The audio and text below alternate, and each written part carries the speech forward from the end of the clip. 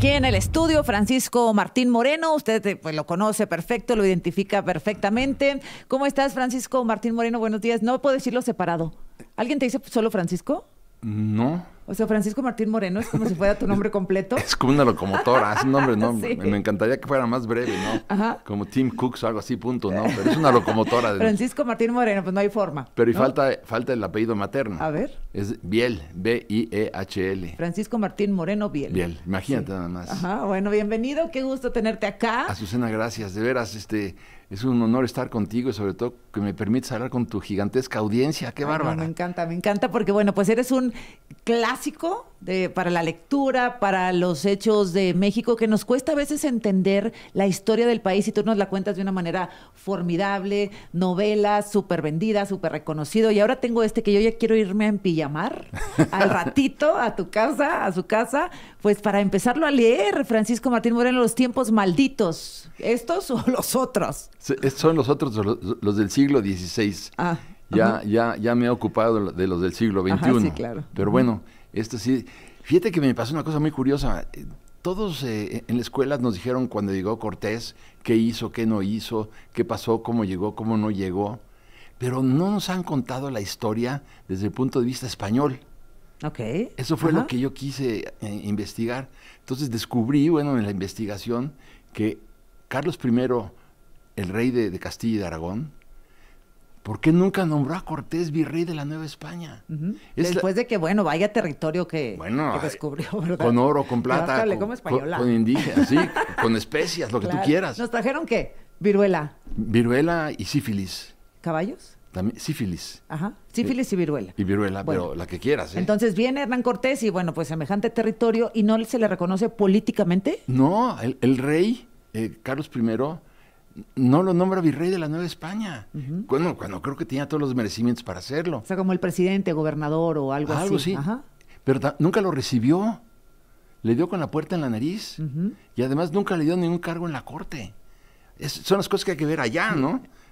No tanto lo que pasó aquí, que ahora lo veremos, digo, en un momentito, pero lo importante es ver allá. A ver, el rey prohibió que se circularan las cartas de relación que escribía Hernán Cortés. ¿Por envidia? ¿Por un personaje incómodo? ¿Por qué? Bueno, pues porque es muy importante, qué gran pregunta, por los juicios de residencia. Fíjate que cuando he hablado con algunos historiadores, ignoran lo que es el juicio de residencia. Uh-huh. El juicio de residencia lo instala el rey de España para juzgar in situ en los lugares donde se llevó a cabo el gobierno de los alcaldes, de los gobernadores o de los conquistadores, para que ahí donde desempeñaron sus labores los juzguen. Y entonces mandó Carlos I a una primera expedición, digamos, por llamarle de alguna manera, encabezada por un juez famoso en España, que se llamaba Luis Ponce de León, uh-huh. Y llegó con 3 ayudantes, 3 juristas. Bueno, llegó en junio de 1526, llegaron los 4. A ver, nos quedamos ahí y regresamos. Sí. Gracias. Francisco Martín Moreno, aquí en el estudio con su libro Los tiempos malditos. Ya me dio aquí una cátedra de la Malinche y de la Malinaldi y tal. Ahorita me cuentas. Sí. Oye, este libro es una novela. Es una novela histórica. Pero si yo lo leo, ¿es una novela histórica real, pues? O sea, si real. tiene... Tienes que tener respeto por la historia, ajá. Azucena, porque si, por ejemplo, yo pongo que Moctezuma Xocoyotzin nació en Brooklyn, pues uh-huh. Van a perder todo el respeto, ¿no? El otro día en una reunión decía un novelista que Álvaro Obregón llegó a la Plaza de Toros en León y aplaudía como loco. Ay, Dios. Los pases, ¿no? Y le digo, no podía aplaudir. Pues sí. ¿Por qué no? Porque ajá. Estaba manco. Ajá. Entonces no podía aplaudir. Entonces si tú no respetas la historia... No, pero ese es el exceso, ¿no? Sí, ya, no, pero fue un exceso. Bueno, ya de acuerdo, pero tienes que respetar. Y yo aquí trato... ¿Pero esta es la realidad novelada o una novela con toques de realidad? Es una novela, bueno, con muchos toques de realidad. Yo te diría uh-huh. que 90% es real. Ahora, por ejemplo, ¿qué pasó en la habitación entre Cortés y Malinali el día que se conocieron la primera vez? Ajá. Pues el historiador no lo puede saber. Nada más lo pudo saber Malinali, Cortés y yo. Ahora, Malinali es la Malinche. Así la hemos conocido. Sí, pero la Malinche, no, nunca puede decir la Malinche. Malinche es Cortés.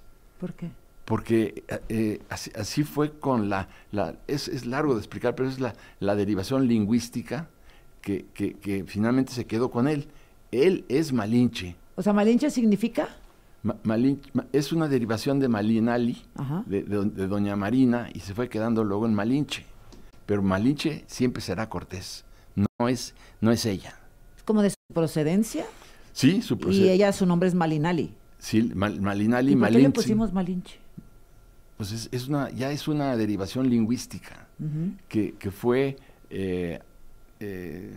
evolucionando hasta que se quedó en Malinche por los problemas de pronunciación de los indígenas. Ahora, ¿es correcto que hoy, una vez que el lenguaje está vivo y que evoluciona y tal, que les llamemos Malinche? Es que siempre estuvo del lado como siempre estaban juntos, Ajá. y los indígenas no podían pronunciar la R de Marina, era Malina, y luego fue degenerando hasta Malinche. Y así se quedó ya. Ahora, ¿por qué Hernán Cortés? O sea, ¿por qué estamos hablando acá de Hernán Cortés, de Carlos I, de que lo quieres reivindicar o algo, Hernán Cortés? No, yo En España, pues. Lo que ¿no? quiero nada más que quede claro cómo lo contemplaban en España. Ajá. Ese era mi objetivo. Te decía hace un momentito que llegan los jueces a México a iniciar los juicios de residencia, como los iniciaron contra todos los conquistadores españoles. ¿Juicios de residencia es? Juicios de residencia son juicios que instala el rey de Castilla y de Aragón, para juzgar el papel que desempeñaron los alcaldes, los gobernadores, los conquistadores en el lugar donde estaban asignados. Okay. Y se les juzga no se les juzga en Castilla, se les juzga, por ejemplo, aquí en el caso de Cortés, en Tenochtitlan. Entonces llegan los jueces. Llegan los jueces, encabezado uno por Luis Ponce de León, que era un joven abogado muy talentoso, muy reconocido. Llega con otros 3 jurisconsultos a Tenochtitlan en junio de 1526. En julio de 1526, o sea, te estoy diciendo un mes después, amanecen muertos porque se comieron unas natillas. Mira. O sea, qué curioso, ¿no? Sí, sí. Luego, ¿cómo se parece todo? Sí, de pronto. Y luego el rey dice, no puede ser, y manda otra misión para instalar otro juicio de residencia, y manda a Marcos de Aguilar. Y Marcos de Aguilar, al mes, aparece muerto. ¿Qué tal? Y entonces, pero cuando llegó Catalina Suárez, la esposa de Cortés, que llega de golpe de Cuba, a los 2 meses amanece muerta, estrangulada. Entonces por eso empiezas a decir, bueno, ¿y por qué nunca lo recibió el rey a Cortés? Pues ya empiezas a atar cabitos. A ver. Entonces, ya te di 3. Otro que fue una parte importantísima del juicio de residencia fue el brutal asesinato de Cuauhtémoc.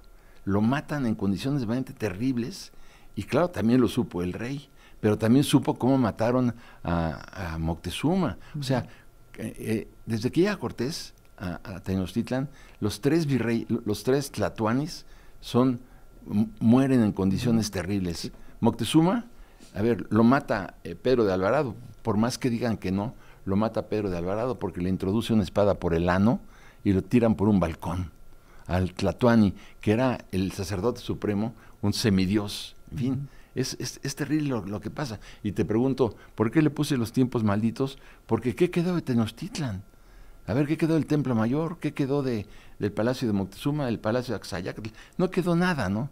Entonces... Ahora, ¿cómo explicas este alejamiento, digamos, del rey con Hernán Cortés? Es decir, bueno, finalmente Hernán Cortés sirvió al rey, descubriendo un territorio maravilloso, rico, con piedras preciosas, etcétera.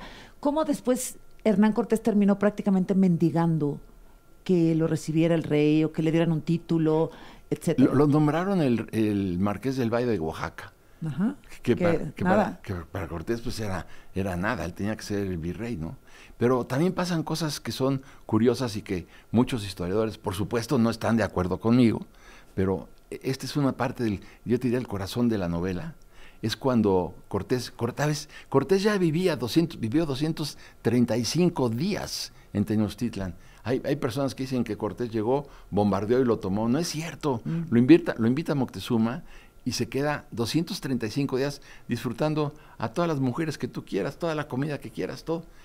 Pero llega a arrestarlo Pánfilo de Narváez porque había traicionado a Diego Velázquez, que era el gobernador de Cuba.